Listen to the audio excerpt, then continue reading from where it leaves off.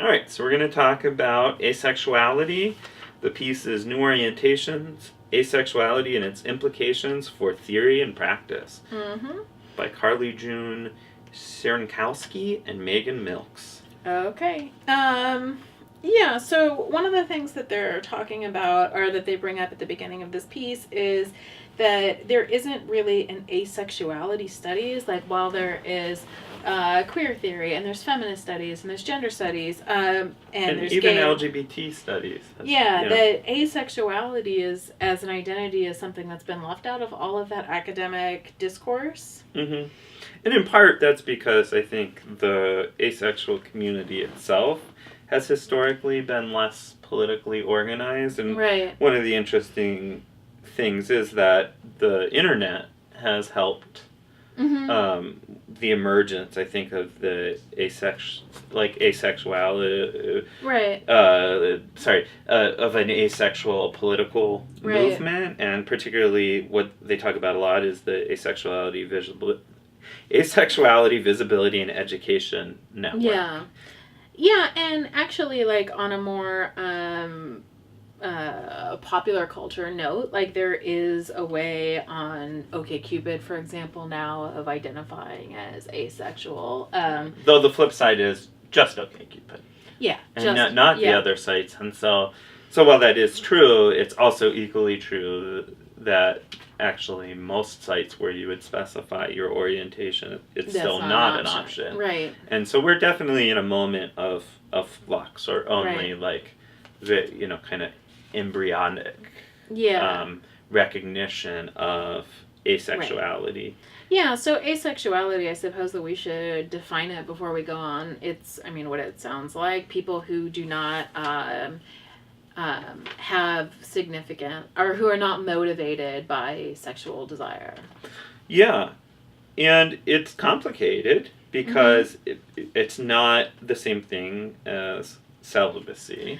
Yeah, that's one of the things that I made sure to point out, that celibacy is a intentional abstinence. It's an intentional abstinence from sexual activity for any number of reasons, for health reasons, or for religious reasons, or for political reasons. But asexuality is not that. Celibacy implies that, like, one actually wants to have some sort of sexual relationship, but just decides to opt out of it.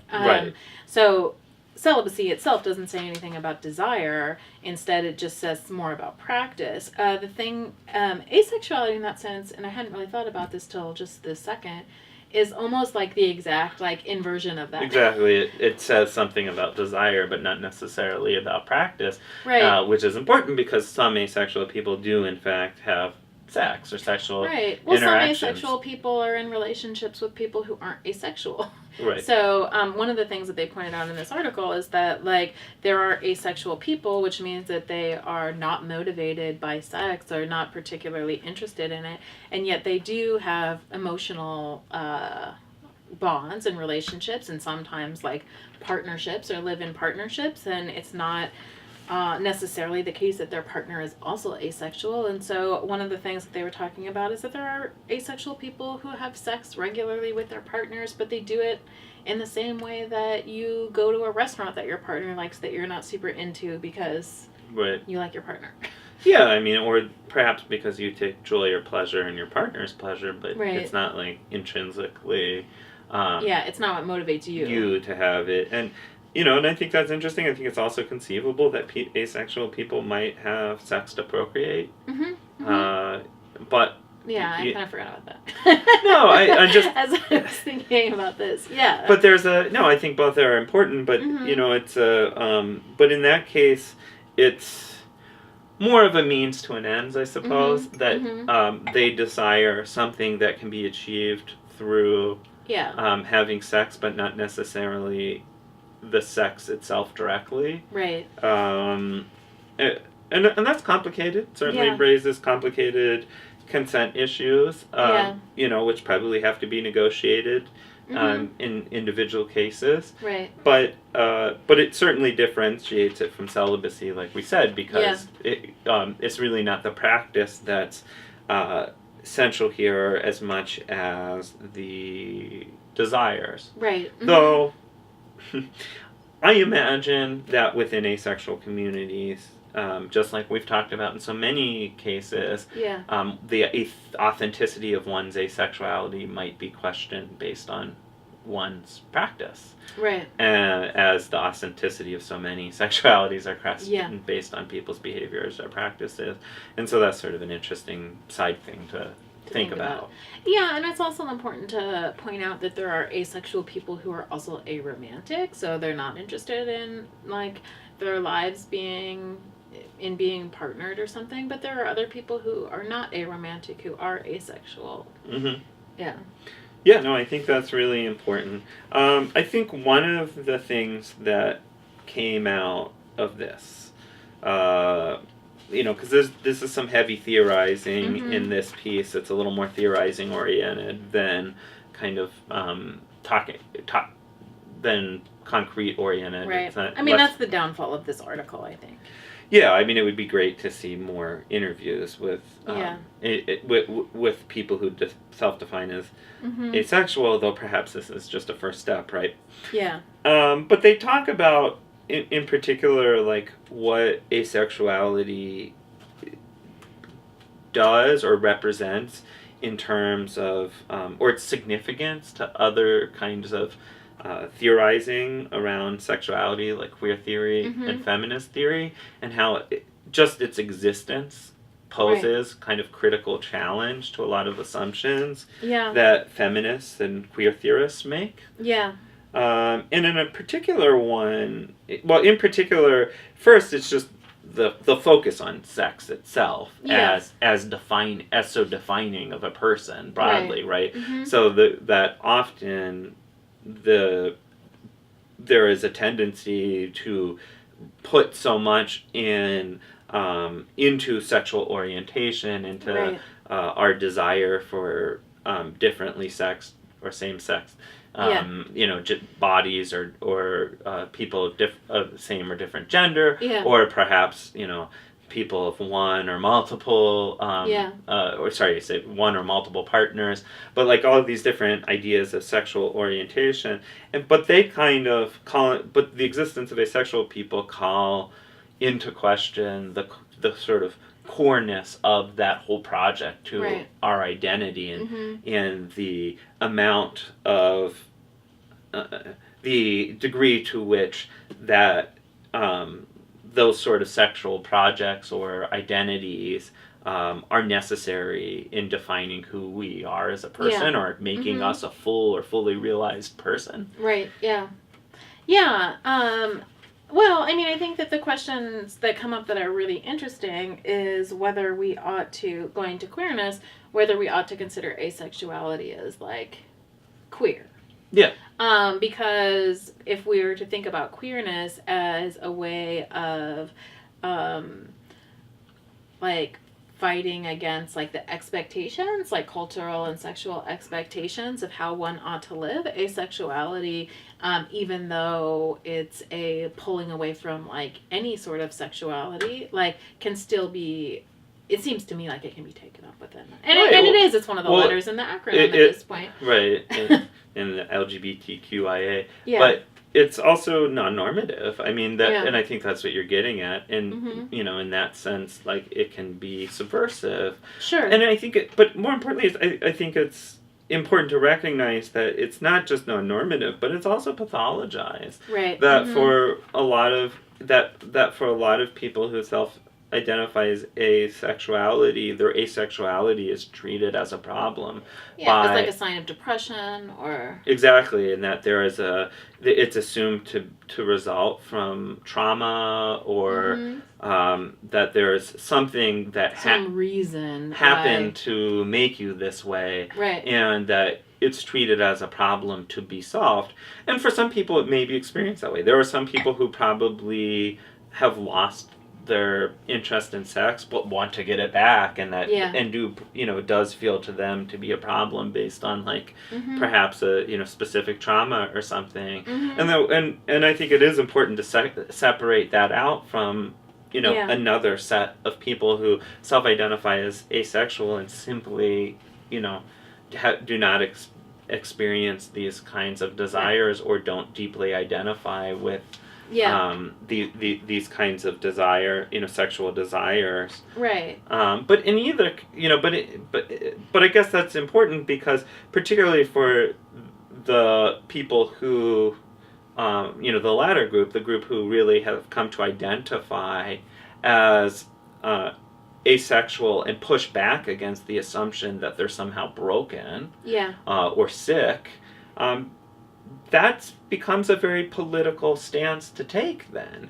Because then, you're pushing back and saying, like, no, you doctors, you psychologists are wrong. Right. Like, you have made an assumption about me that, in my personal history. Right. And I have to actually, and that's part of the basis of the political organizing is to work collectively to push back against the assumptions of the medical establishment that all people who do not desire sex are broken, right, and to carve out a space like politically and socially and within every other institutions to have like a right to exist as a person who does not desire sex. Right.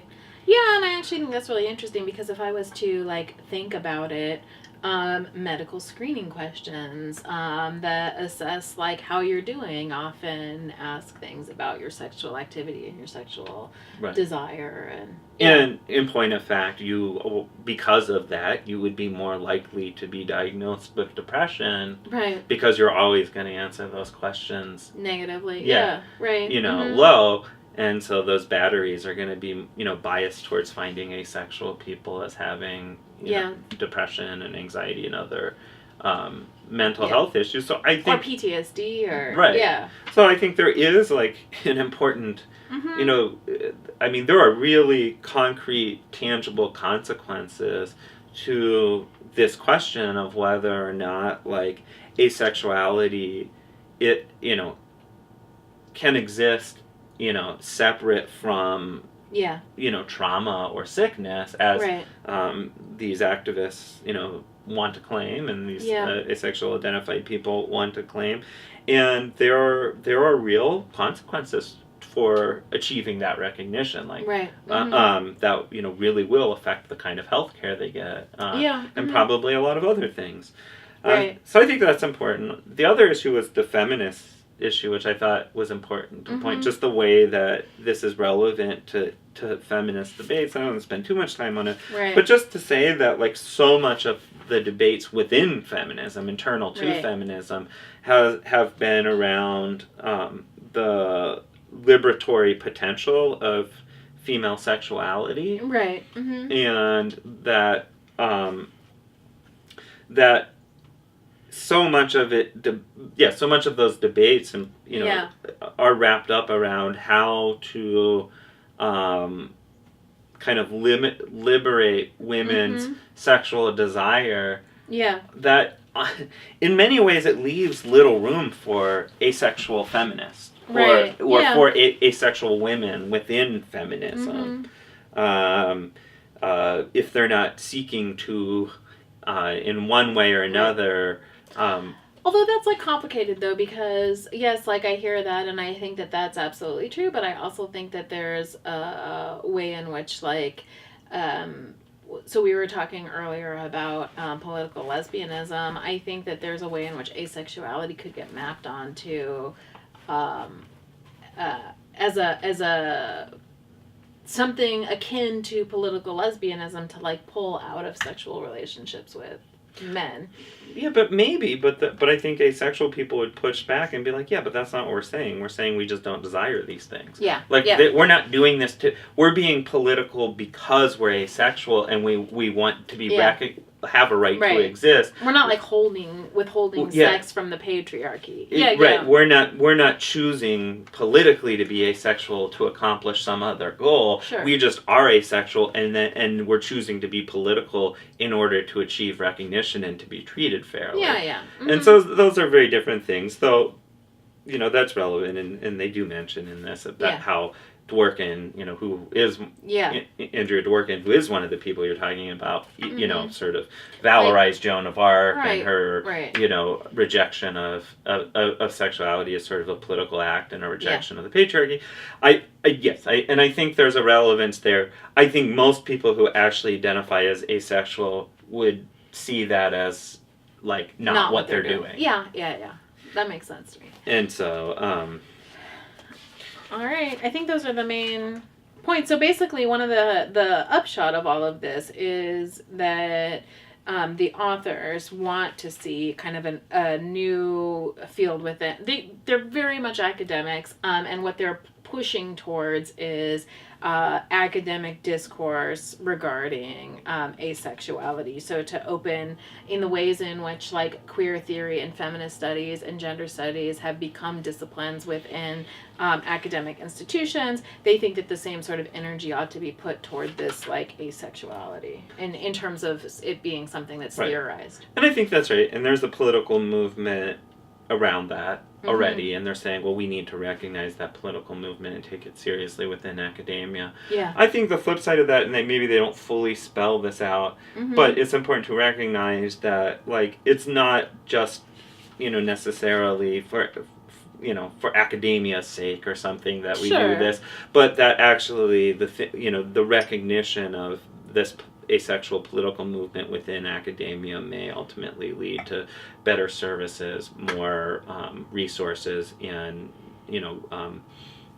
just better resources for asexual people. Sure. And that there is a validating